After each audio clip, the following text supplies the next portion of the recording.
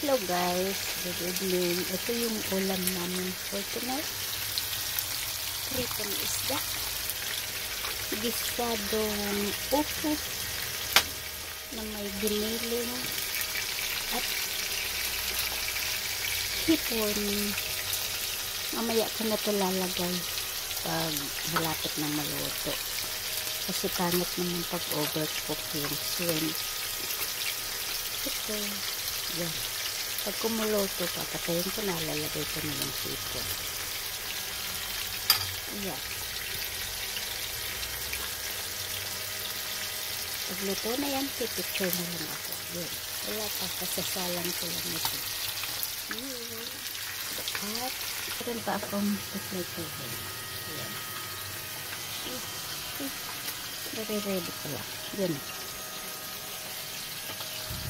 Picture na lang, mamaya finished product. Tapos